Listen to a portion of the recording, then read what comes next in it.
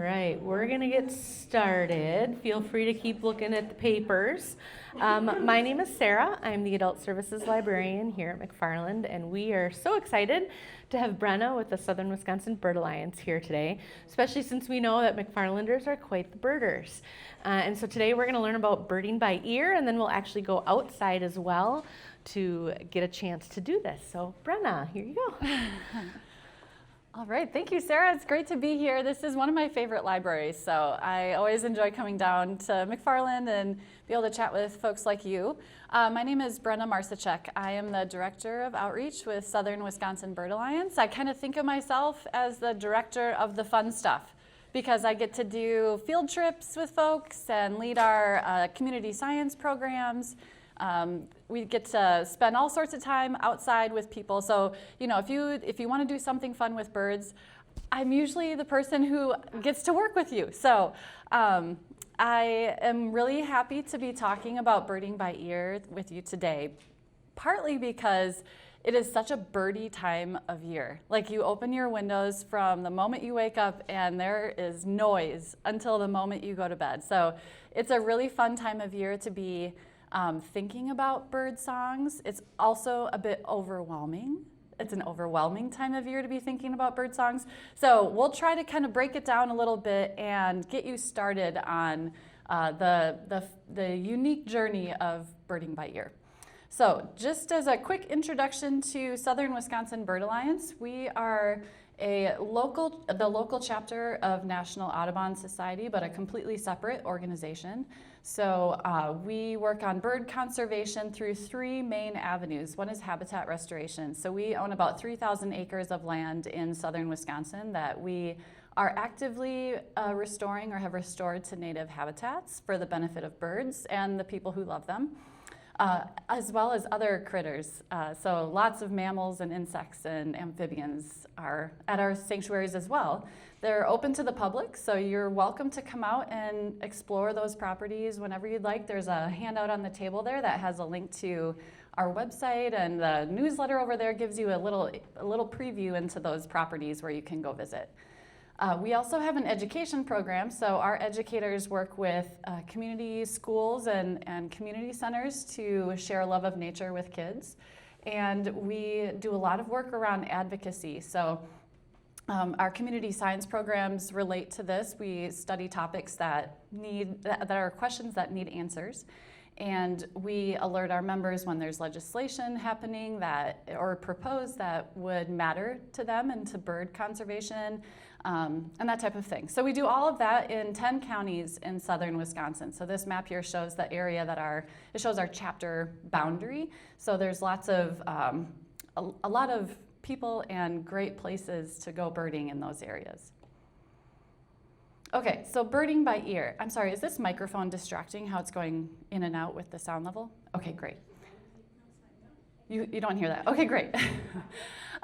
So birding by ear is a really fantastic way to experience birds and the amazing world of birds because you can do this anywhere. You can do this no matter what your skill level is. Most people hear birds all the time and don't register the noises that they're hearing as a particular species, but this is something that you can carry with you as long as you have your ears available. You can do this anywhere. You don't have to have great vision. You don't have to have access to a vehicle. This is just a really accessible way to enjoy birds, just by sitting, listening, and wondering. I was just telling Sarah at the beginning of this that I tell my kids often, you don't have to ask Alexa for the answer to everything. Sometimes it's good to wonder what things are, right? So birding by ear is a really great, accessible way for birding to experience birding. It's also really connected with our sense of curiosity. You know, we have really cool birds in southern Wisconsin, and it's fun to think about, like, what is making that noise, you know? Or this is such a gorgeous bird, I wonder what it sounds like. Or what's with this like calling back and forth that I hear? There's one noise over here and another noise over here, and it's going back and forth. And it's a really great way to pique our curiosity and to keep our minds young and interested and engaged in what's going around us. And it's also a really powerful way to feel that sense of belonging in our neighborhood. You know, birds that come to our feeders, it helps us feel connected with the animals that are in our backyard or in our neighborhood, in our local parks, with other people who feel strongly about bird conservation or are curious about birds as well. So it can really make a lot of great connections between people to people, and then people to nature as well.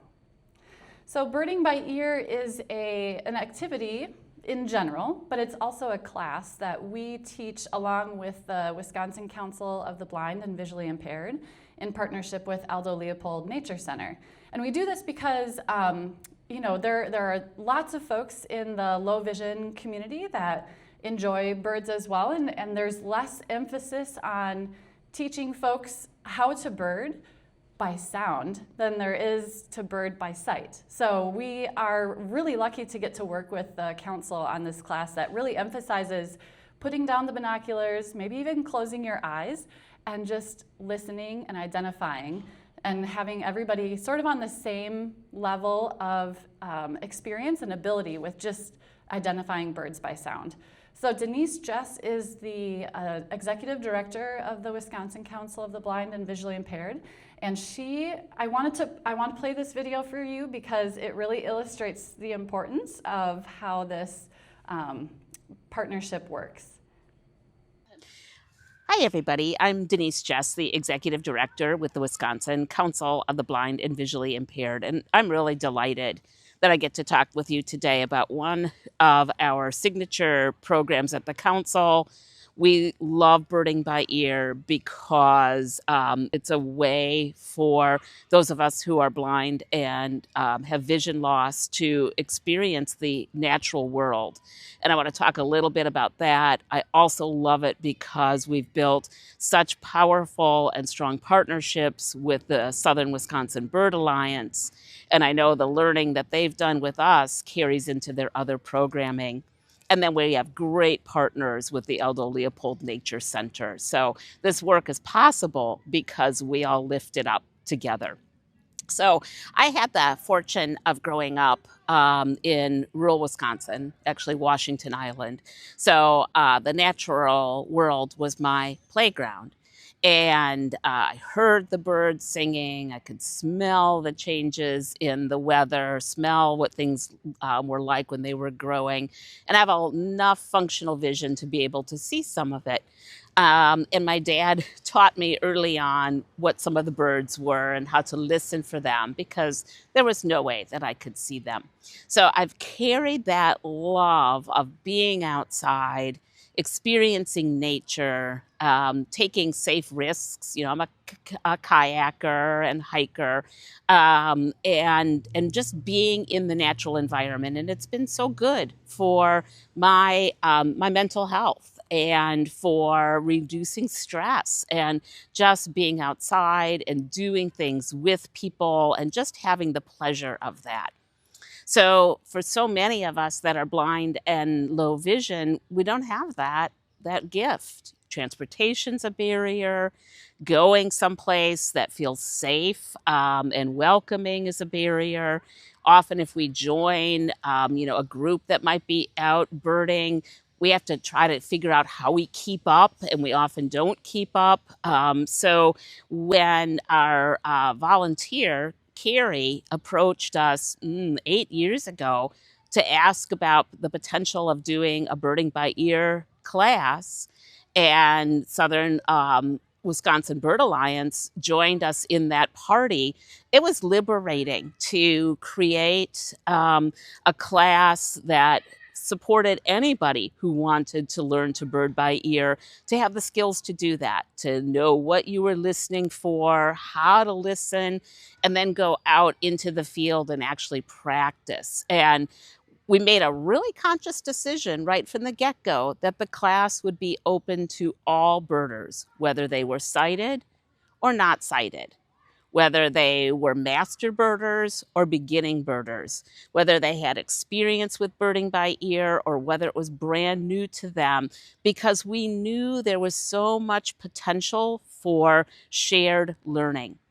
And so often for those of us who are blind and low vision, we get the message that we have nothing to teach others. And this was an opportunity for us to be teachers as well as learners. And the 8-year partnership is just thriving. You know, we added Elder Leopold Nature Center is our newest partner, and they provide the beautiful site that we go to every year at the Nature Center in Monona, which is so diverse, so we can hear many, many different kinds of birds in the springtime. Offshoots that have come from the Birding by Ear class. We now do a training for people who would like to be Birding by Ear guides. So help them understand what it's like to work with folks who have vision loss, and how to really help all learners listen for birds rather than just watch for birds. And so that's really fun to train people to help create inclusive experiences. The other offshoot is that there are monthly meetups. So once folks go through the Birding by Ear experience, they can get together with folks from Southern Wisconsin Bird Alliance and go out into the field for an hour or two once a month and keep those bird skills going, and also keep staying in community with other folks who have like interests. So I'm hoping that some of you will consider coming to Birding by Ear when we offer it again in the spring, and having that really cool, connective, outdoor experience with people who also love birds. So thanks so much for the time today. I really appreciate it. All right, so Denise again she's really fabulous to work with because she's so smart and engaged with that community. And so as she mentioned, this class is offered in the spring. So we just missed it. It was on May 2nd this year, but we usually host it that first or second weekend of May. So if you keep an eye out, you'll be able to join us next spring if you'd like. And there's also a flyer on the table there that has a link to a website where you can see when the next Birding by Ear meetup is, and you can join us on that if you want to do some practicing. So getting into Birding by Ear can be a little tricky, right? But what helps is to start breaking it down into pieces to make it a little more achievable, tackleable, if that's a word. So the first thing to start with is context clues. Where are you? Are you in a wetland? Or are you in a backyard? Or are you in a forest or a prairie? What time of year is it? Is it winter? Because you're gonna hear really different birds in the winter than you will in the summer. So if you have plants that are flowering, if you have trees predominantly, it's all going to change what birds that you'll hear. And that immediately narrows down the options of what birds you're hearing by a lot. So that really helps to make sure you acknowledge where you are in the world and what time of the year it is. The next thing that helps is to figure out if you're hearing a song or a call or maybe a non-vocal noise. So a song for a bird is usually sung in the spring when birds, especially males, are establishing territory. This is my space here, y'all can stay out of it, and all the ladies come on in because let's make some babies, right? So that's the goal for a song, mostly. They also sing, some birds sing throughout the year, but a lot of the birds focus heavily on the springtime when they're nesting for their singing. So a song is really melodic, typically. Songbirds make very melodic songs, and they are repetitive, predictable. So if I'll play some clips of songs in just a little bit, and you'll be able to hear what I'm saying, like the predictability and the melody of it tells you it's a song. If it's short and emphatic and punchy, that's usually a call. So that's typically more of like a warning, either to other birds or to other birds as in like, watch out, there's danger coming, or to other birds or animals saying, I don't like you here, or you're bothering me, time to move out. So a call is typically communicating with each other in more of like a quick, flashy way. Both are used for communicating with each other, though, a song and a call. So you can definitely note some other details. That will help narrow things down as well. Does it sound like a big bird? Is it really high pitched and sound pretty little? Or is it, do you hear some water in the background because that tells you that there's a wetland nearby, or other context clues like that. Especially the sound of the bird telling you if it's big or small is especially helpful. This isn't always a perfect case because bald eagles make a really high, squeaky, chittery noise, and they're really big birds. So it's not a perfect way to narrow it down, but it really often helps a lot. And then you can also think about, if you want, mnemonics. So mnemonic devices are things that we use to help us remember certain things. So if you remember from grade school, always, wait, how does that go? Never eat soggy waffles is north, east, south, and west. That's how you remember the order of things. Never eat soggy waffles. That's a mnemonic device. With bird songs, there's a handout on the table if you're interested, and I can share this with the folks afterwards to send it out in the recording. But there are a list of mnemonics for bird songs. These are just made up by people who think that this is what it sounds like. So it's a lot of times gibberish. The mnemonic device is gibberish. Sometimes it's actually words. Like the first one on the list here is a barred owl, and people think it says, "Who cooks for you? Who cooks for you all?" But it doesn't say it like that. It says, "Who cooks for you? Who cooks for you all?" So, you gotta use your imagination when you're using these mnemonics, but sometimes they really do help. So one mnemonic that I use a lot is for the red-eyed vireo, because it has red eyes, and I imagine that's kind of creepy and spooky. And I hear it when it sings, I hear it say, "Halloween, Halloween, Halloween." So I'll play it for you, and you can see if you hear Halloween as well.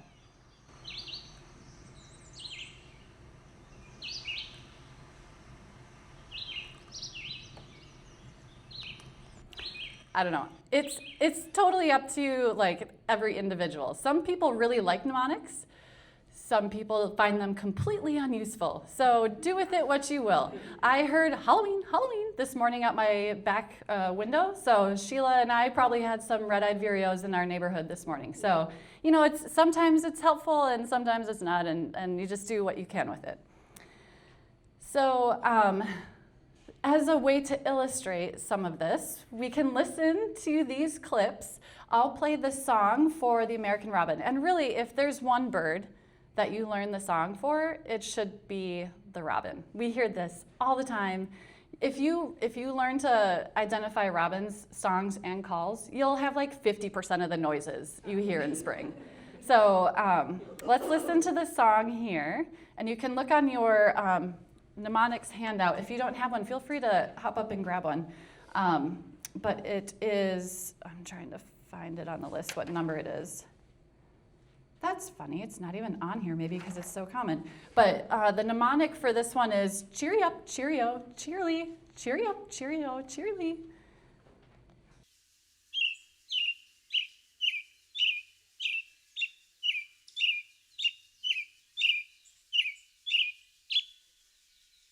Does this sound familiar?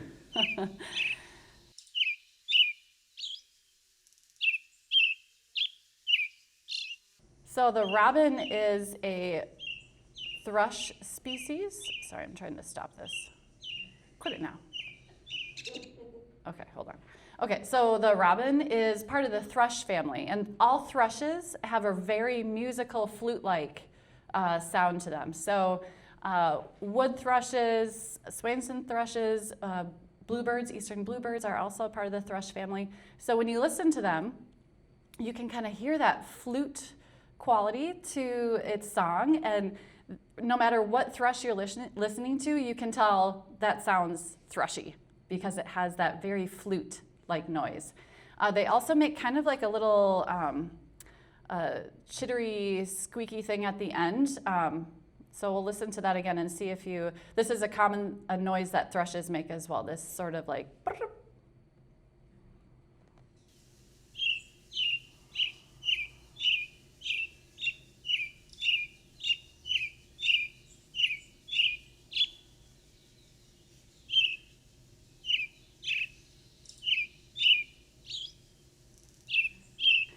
So with this song, it's not going to stop for me, is it?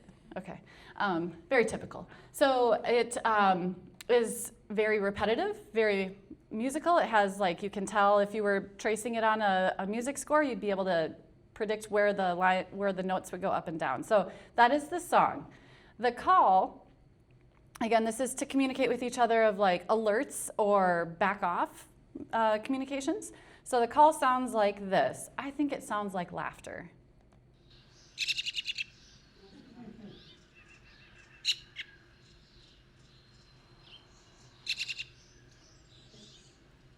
And this laughter noise is often the last thing we hear before nightfall. So if you're listening like late in the evening after dusk, this is often what you hear.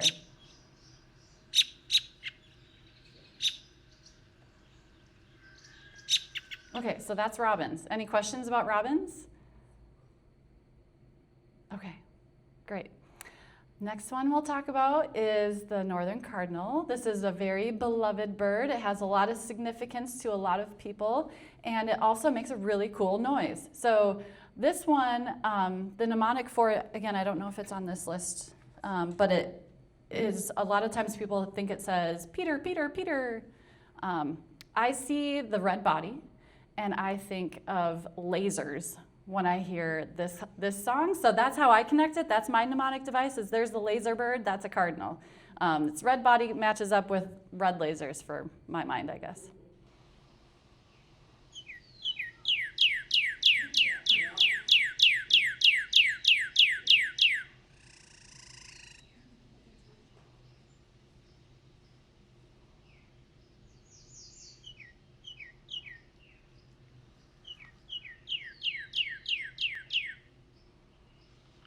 This is a great song to hear all winter long. This one will go year-round. The males and the females sing. So this is another really common species to hear in Wisconsin throughout the year. So another really good one to learn. Does anyone have a different way of thinking about this, like a different mnemonic for a cardinal? Laser will definitely be the one now, though. Lasers for you? Yes, okay, good. All right, so here's the call. I bet we've all heard this at least 1 billion times and never really like picked up on it in our minds. So like identified that that noise was happening and what is it. So here's the call.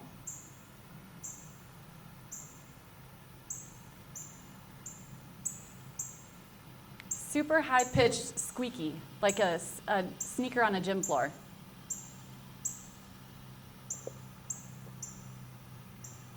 This is another really common sound. It happens all the time. Do you recognize it? Like, have you heard this? Yeah, no doubt. So that's our northern cardinal. It's a really great bird to learn because it's so common and it's here all year round. Okay, so the next one is the northern house wren. This is a really little bird, and it packs a lot of punch in its noises. So the best way that I've heard this song described is by someone in our Birding by Ear class a few years ago described it as that noise that cassettes make when you rewind it.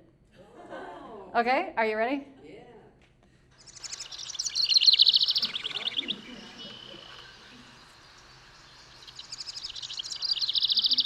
Yeah. Another really common one in backyards.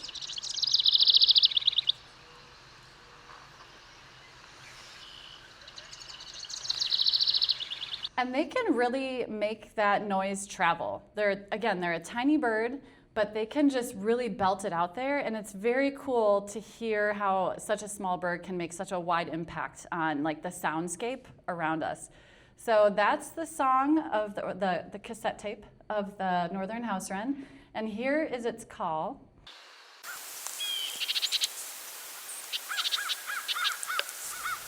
You can hear a crow in there too. So this is like the lower pitch churring.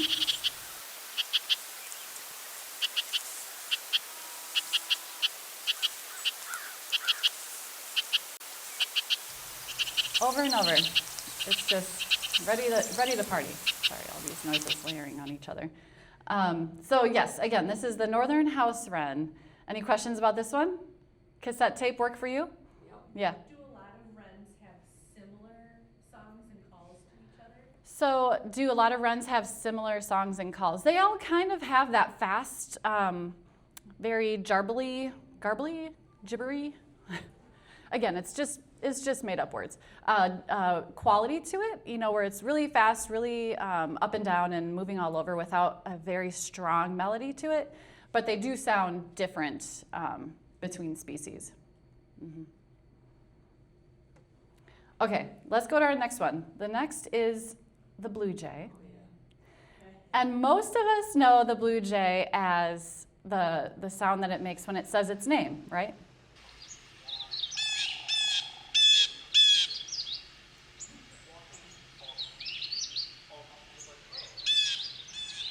Okay, now this is going to be a trick to get all the noises to stop. So this one says its name. That's helpful, right? It says Jay, Jay, Jay, Jay. I saw a bumper sticker one time of a blue jay that looked kind of like this, and the words next to it said, "I'm here to yell."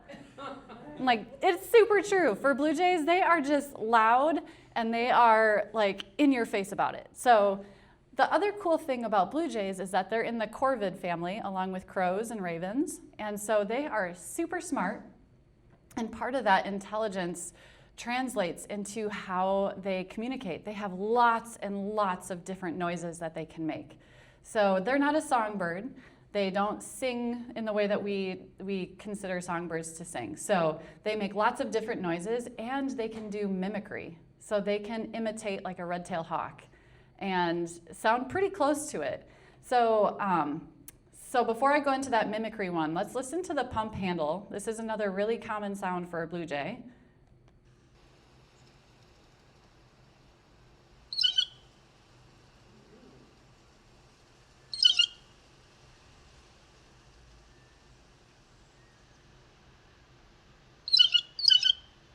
Isn't that cool? Okay, I'm gonna go back. So now let's do this lots more. These are all just crazy noises that they make.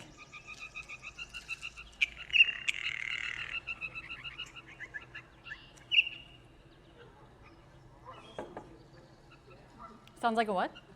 A frog. Yeah. Yeah, that low, uh-huh. And you can hear a Jay, Jay in the background too.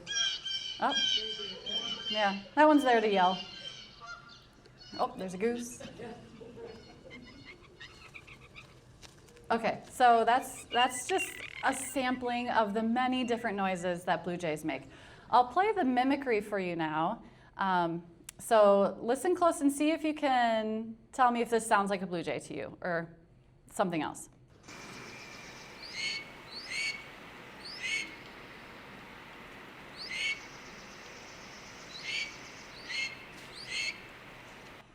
So that's the blue jay making a noise, and here's what it was trying to imitate.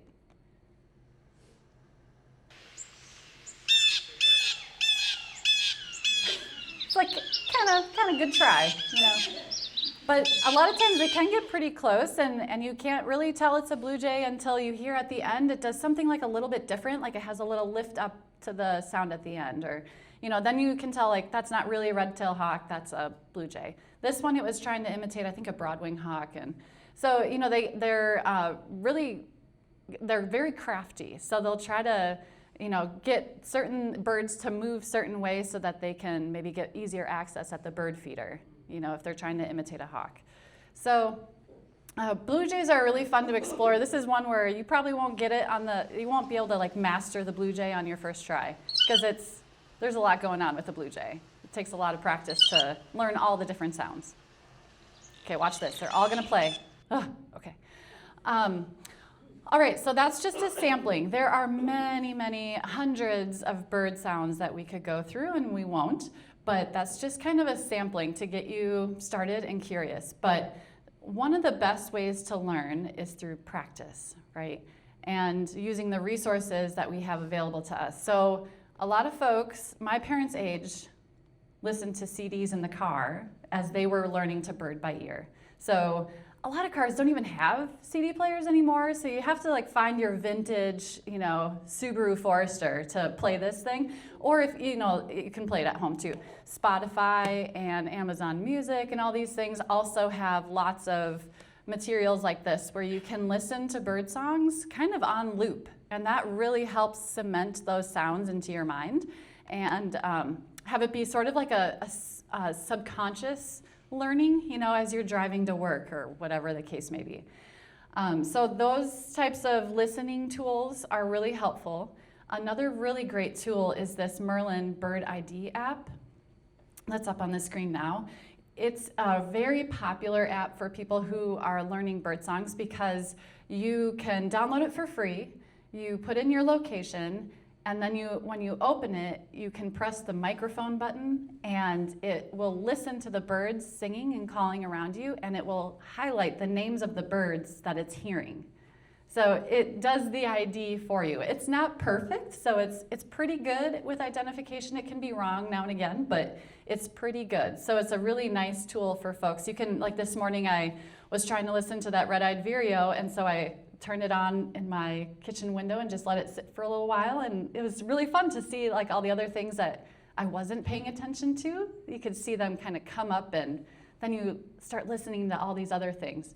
All the noises that we hear in our yards and in parks and walking around, they're very much layered, right? So there are lots of different noises, cars and wind and the neighbor kids screaming and birds and squirrels and all the things that are making noise. So one of the biggest things to practice with birding by ear is isolating the layers and trying to ignore the ones that you don't want to be listening to and focusing on those sounds that you're listening for. So the Merlin Bird ID app can really help with that because it helps you not only learn the birds that you're hearing, but also helps you focus on those ones. If you're really trying to listen for that vireo, you can just kind of be like, oh cool, that was another blue jay, but where's the vireo? You can focus in on that. Another resource is on our website. We have a blog called Who's That Singing? And it describes the bird, the habitat, the size, the behaviors that would help you in identifying the bird. And then it has a bunch of sound clips, so you can listen to the songs and the calls straight from that page. It's a nice resource for folks who are just getting started. It was designed to pair with the Birding by Ear class, so they're all pretty much introductory birds, and we're adding to it all the time. I should also add, I don't think I have this in here, but I want to add the All About Birds website. So it's allaboutbirds.org. You can search in any type of bird, and it will show you the map and tell you what kinds of food it eats and what habitat it's in, and then it has an option for you to play a whole bunch of different songs and calls as well. So that's another really nice resource that's free and available to anyone. And then we have our Birding by Ear class. So this, again, we meet in the beginning of May typically. We try to keep it as low cost as possible, so it's $25 per person. And then we have monthly meetups during the comfortable months of the year. So our next meetup, I think, is June 13th. And it's just a group of people who like birding by ear that want to get more practice in the field and help with both the isolating of layers and the identification of what we're hearing. So we go to different places in the Madison area each month and different days of the weeks to be able to help people make it work for their schedules. So again, it's just all about the practice. It's like learning a brand new language. Each winter, I forget like 90% of the bird songs, and then I relearn them each spring as it comes in. And so it's definitely like another language that way, where if you don't use it, you forget it. And so practicing really helps continuing that learning and you can't really communicate with the birds, but you can learn from them and identify who you're listening to. So I really encourage you to practice as much as you're able to. And so to get us started, we'll transition to outside here in just a few minutes, and we'll go for a little walk and see what we can hear. And we'll run the Merlin ID app so that you can see what it looks like as we're walking. and just kind of listen for what birds are here around the library. So with that, does anyone have any questions before we head outside? Yes, in the back. Are there big differences in the sounds between male and female songbirds? Are there differences in the sounds between male and female? Not typically. Females are less common to make noise. So especially because a lot of the noises are made during the nesting season, females for songbirds a lot of times are the ones who are sitting on the nest. So they don't really want to make noise. But the males do most of the singing, and so there are some species like cardinals that the male and the female will sing, but and there are subtle differences, but you would have to be pretty good at IDing them to be able to tell them apart. Yes? Has the Merlin app ever mistakenly gotten a or thought a blue jay was doing whatever else it's trying to do? Has Merlin fallen susceptible to the mimicry? Yes, Merlin has. I've seen it once, and I'm sure it's more common than that. But yeah, it is pretty convincing sometimes. They can be. There are other birds that do mimicry besides blue jays. So catbirds and thrashers and mockingbirds, they all make similar noises trying to be other birds to serve a purpose for themselves. So yeah, Merlin can definitely misidentify. In general, it's pretty good, but it can misidentify sometimes. Are there any other bird songs that you want to hear before we go out?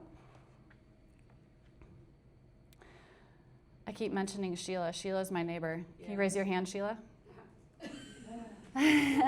We've been hearing a lot of orioles because Sheila feeds the orioles, so I thought we could maybe listen to the orioles.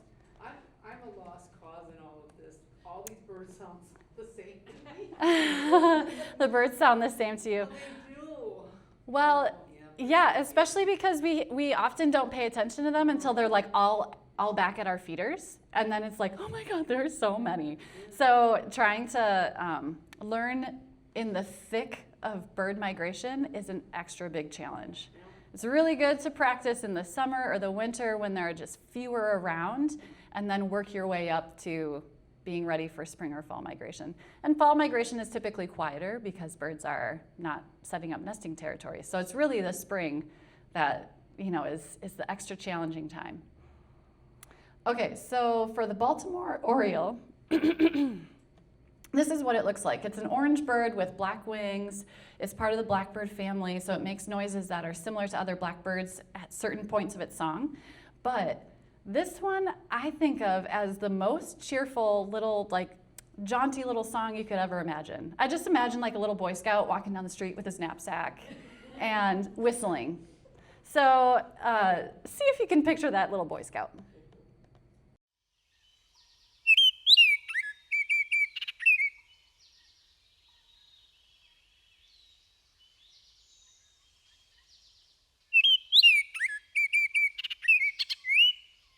Isn't that happy? Yeah, it's such a good song, and especially if you have feeders around, then you often will hear this particular song. If you have Baltimore oriole bird feeders, where you have the oranges or the cups for grape jelly. Okay, any other requests? Do you want to hear some big birds like raptors? Okay, let's do the bald eagle since I mentioned that earlier. Okay, bald eagles are really big. Their wingspan is about 6 feet, which is the same as mine. And they have really big babies and really big nests. Everything about them is really, really big, except for their noises.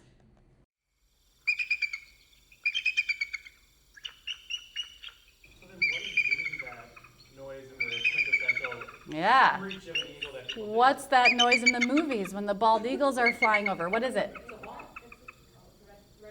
Yes, it's a red-tailed hawk. Isn't that funny? All this time, bald eagles are like, you guys, I'm the national symbol, and you can't even play the right noise for me. Okay, do you want to hear the bald or the red-tailed hawk?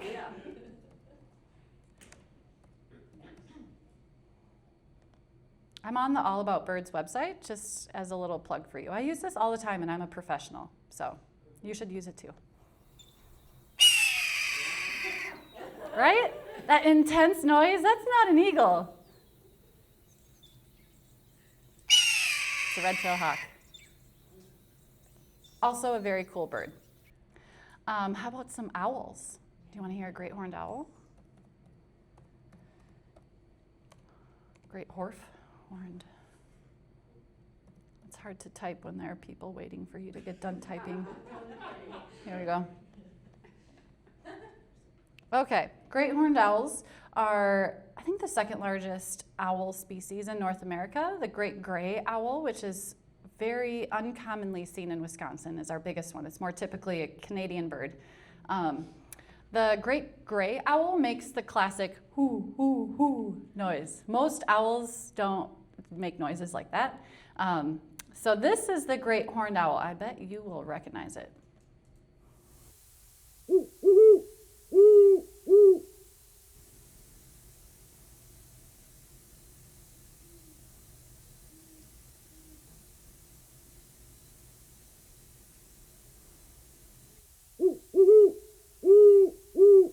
So the mnemonic for this one, I think, is pretty good. It's who's awake, me too. Okay, listen again and see if you can pick out. And it's not necessarily like the words themselves, it's just the pattern of the syllables that the mnemonic works with. Who's awake, me too. And it's an owl. How perfect is that?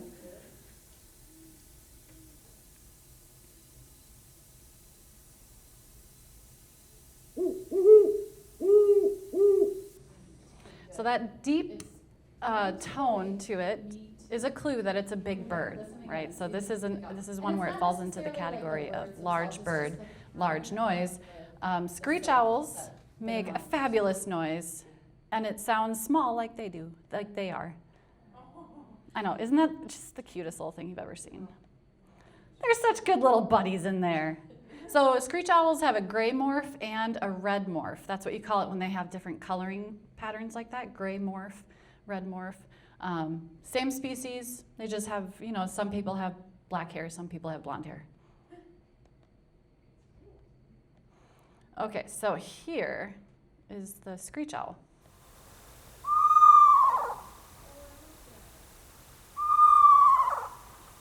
Like a horse in the middle of the night.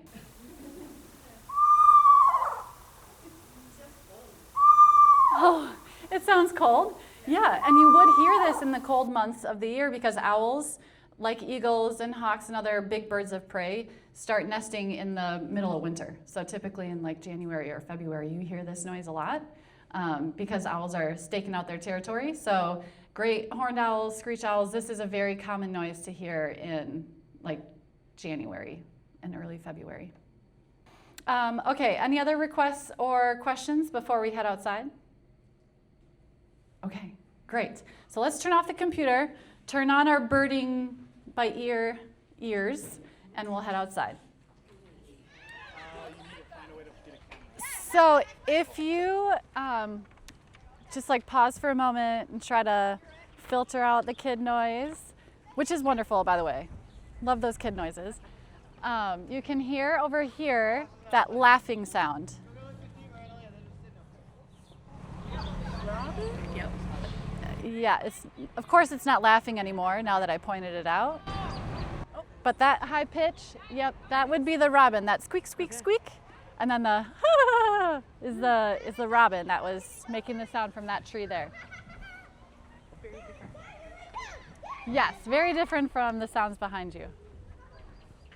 This is part of what we do with birding by ear when we have individuals that have low or no vision, is you don't say up there, right? We say in front of you, because you're all facing this way, in front of you, up about 50 feet into the canopy of the tree. And, if it's like to the side, you would say 3 o'clock or 6 o'clock, so we use references like that instead of pointing and whatnot. So that robin's making a nice amount of noise, where now it's saying, cheery up, cheery up, cheery up, cheery up.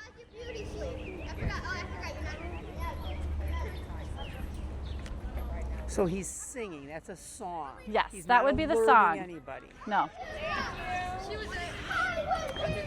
And robins are pretty generous with their calls. Like they don't some birds will only call if they're like really irritated. Like chickadees will say chickadee dee dee dee dee dee, and the more they say D, the more annoyed or irritated they are.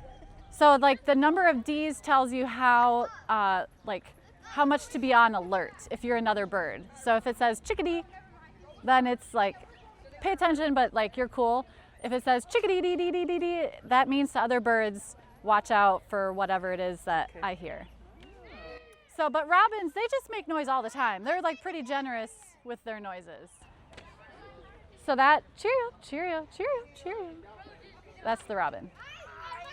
Okay, let's move away from this area.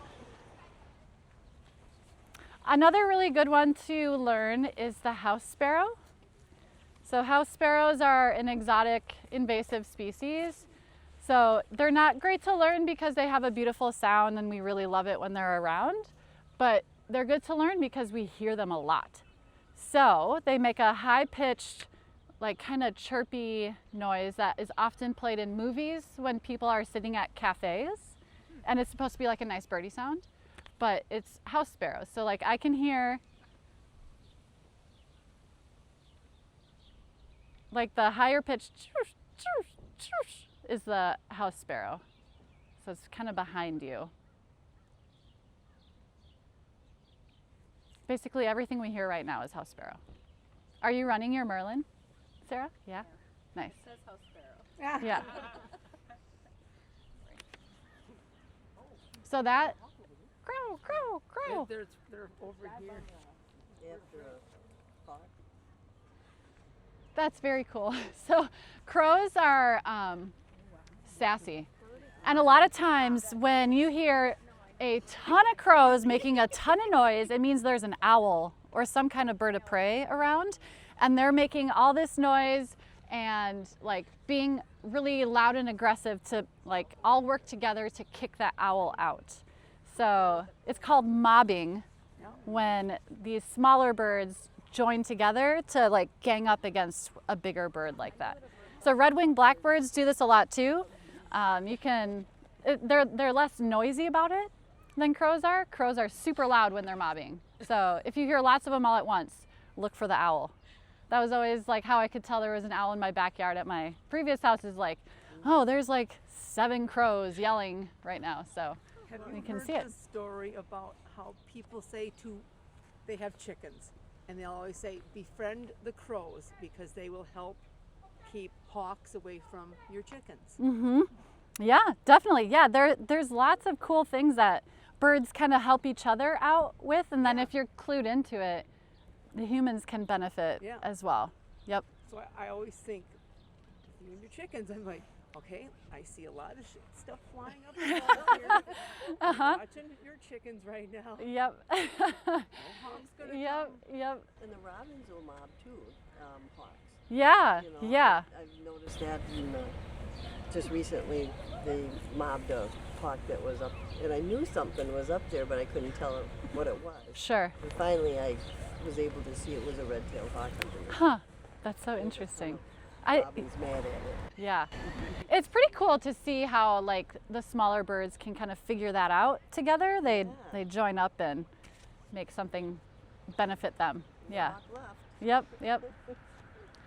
All right, let's go maybe a bit further. See if we can hear maybe a potato chip or something.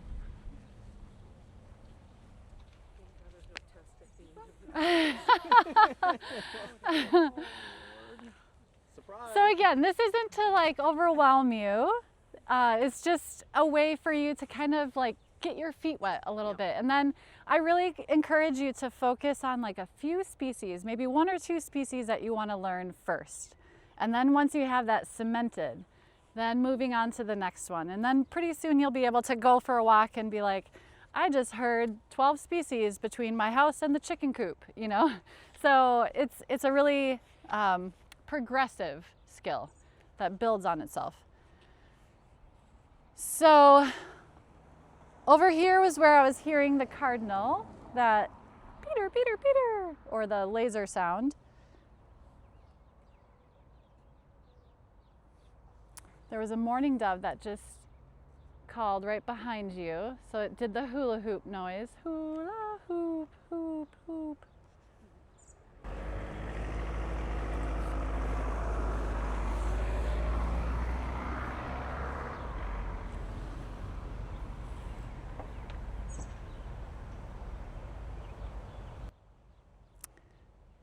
still hearing the house sparrow that's Yep. doing the chirp, chirp, chirp, the one note.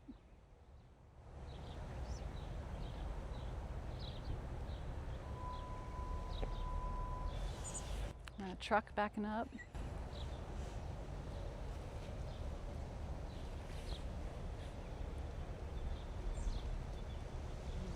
Oh, there was that pump handle. Did you hear that of the J? That really like high, or like a squeaky gate noise?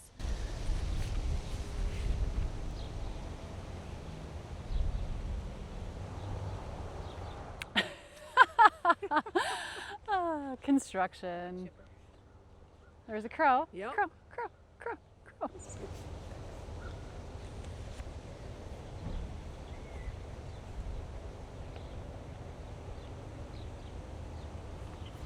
I'd like that cardinal to sing one more time.